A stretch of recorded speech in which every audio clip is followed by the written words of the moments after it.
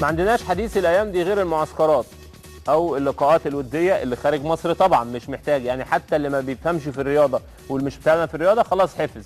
في معسكر يبقى في المعسكر فين؟ بره في اي دوله عربيه. في لقاء ودي، يعني الزمالك مثلا بيلعب مع الاسماعيلي، هيلعب فين؟ يا في الكويت يا في قطر يا في السعوديه. خلاص القصه بقت محفوظه. في حته ثانيه بقت محفوظه برضه، في معسكر هيتم مش هيتم، خلاص القصه برضه بقت محفوظه. ما فيش تم المعسكر وفي مثلا لقاءين وديين ما يعدوش بسلام، لازم في لقاء برضه يخيش كده او لقاء يروح. كنا لسه بنقول امبارح ومطمن على فرقه نادي الزمالك وقلنا الحمد لله لاعب الاسماعيلي والمعسكر تم والدنيا في الكويت تمام وعايزين يمدوا المعسكر. ولكن اول اخبار النهارده معانا الغاء لقاء الزمالك والقادسيه الودي. دايما الناس قبل ما اطلع حتى لما تيجي تكلموني في الشارع او هنا حتى في الاستوديو، ما فيش اخبار يا كابتن كويسه للزمالك. ما انا والله مش بجيبها من عندي، هو يعني النادي ظروفه كده.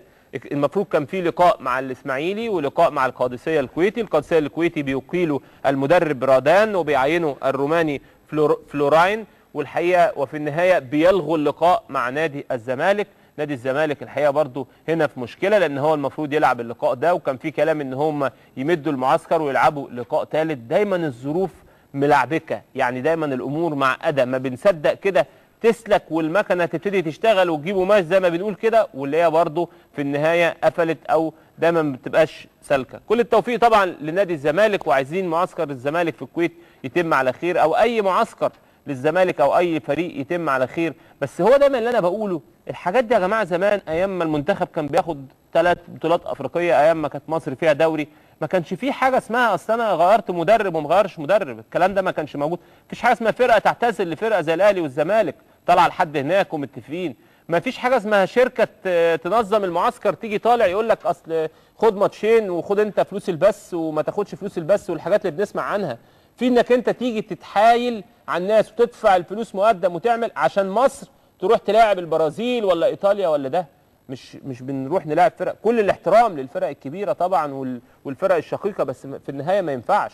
النهارده الفرق عندنا دي فرق تقيله، فرق زي فرقه الزمالك دي فرقه تقيله في مصر وافريقيا وفي العرب، حاجه مش هزار. فرقه زي الاهلي دي فرقه تقيله. منتخب مصر النهارده يعني اسم منتخب مصر النهارده يا جماعه ما كان بيلعب البطوله العربيه، كان بيلعب وهو عينه لازم يلعب النهائي وياخد البطوله وبيلعبها احتكاك، وبنقول ان دي احتكاك مش جامد قوي بالنسبه لمنتخب مصر، لان رايح كاس الامم الافريقيه، رايح كاس العالم، عنده شغل يأديه. فما ينفعش تبقى في النهايه ان اعتذارات بالوضع ده، يعني شكلها صعب جدا. فرجاء الفرق المصريه لو مش هتطلع وعامله شرط جزائي مع شركات ومأمنه القصص ما تطلعش. اقعد هنا احسن بقى، اعمل تقسيمه في ملعب حلمي زموره، اعمل اي حاجه، مش عيب، ايه المشكله؟ لكن ما اروحش كده الاقي نفسي كده على المشاع. منتخب مصر ما يسافرش كده يعني بالتساهيل كده، او يعني زي ما تيجي. الحاجات دي ما ينفعش. الحاجات دي بتقل من قيمه النادي الاهلي او الزمالك او منتخب مصر. احنا بنتكلم في النهايه لمصلحه الكره المصريه، بنتكلم سمعه بلد وسمعه فانيلا وسمعه الوان وسمعه فرق تقيله ان كان في مصر ان كان بره. برضو الاستاذ ممدوح عباس بيقول الحقيقه الدوري في موعده، ده شيء بيطمنا. كان في قعده جمعت الاستاذ ممدوح عباس بسياده الوزير العمري فاروق، وقعدوا واتكلموا مع بعض، وكان في حديث الاستاذ ممدوح عباس مع العمري فاروق ان الدوري ان شاء الله باذن الله في موعده، وان لجنه البث خلاص حددت، وان هي ابتدت دلوقتي شغالين في البث. وفي قعده بكره لجنه البث مع القنوات ان هم يحددوا يشوفوا هيطرحوا ايه او يشوفوا مشاكل القنوات ايه، لان برضو كان لينا طلبات او كنا بنتكلم في حاجه. ما بنقولش ان انت تبيع ولا ما تبيعش ولا بكام ولا ليه ولا مش ليه، لا انا مش عايز ادخل نفسي في القصه دي، لان القصه دي بصراحه كل واحد يبيع اللي عنده ويحدد. بس اعرف الاول مشاكل الناس، اعرف القنوات دي كان فيها ايه، عانت من ايه، خسرت امتى والمفروض تعوض امتى، استحملت ايه وما استحملتش ايه، بتجيب اعلانات بكام، بتكسب ولا بتخسر. امور كلها كتير لازم برضو تبقى فيه مشاركه. يعني ما احس ان انت بتكسب ماشي ابيع لك حاجه زي ما انا عايز بالسعر اللي انا عايزه، ما انت بتكسب. لكن انت لو ما بتكسبش انا هفضل النهارده ازود عليك. طب وبعدين؟ طب النهارده قفلت، ما انت النهارده مشغل ناس وصابر بقالك فتره، وفي قنوات رياضه بس يعني مش شغاله غير كده. فوضع الحقيقه لازم برضو نسمع الناس ونحس بمشاكلهم. برضو في نادي الزمالك الحقيقه مجلس اداره نادي الزمالك بيتيح باللواء علاء مقلد مدير النادي.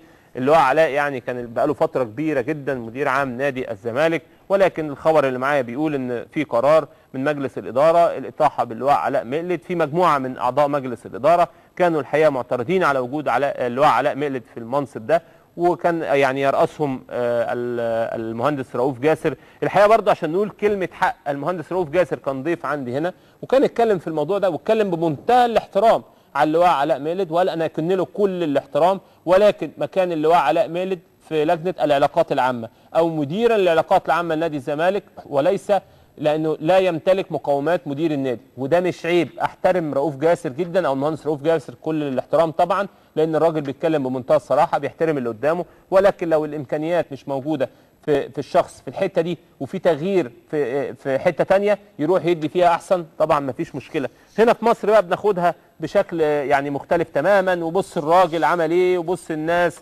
عملوا ايه في علاء مقلد، وبص شالوه ازاي. لا يا جماعه، هي مش عاطفه. الراجل ممكن يكون يدي في حته ثانيه احسن، ممكن يكون مكانه هنا احسن، مفيش ما يمنع. يعني هو ده دايما اللي بنبص له، لما بيبقى فيه احترافيه في الشيء الانسان يدي اكتر وهو سعيد، ويبقى اللي هو علاء مقلد سعيد برضه. هو نفسه ممكن ما يكونش سعيد باللي هو فيه، او هو لو مقاوماته مش جايبه في اللي هو فيه ما يكونش مبسوط. هنروح لبعثه المنتخب.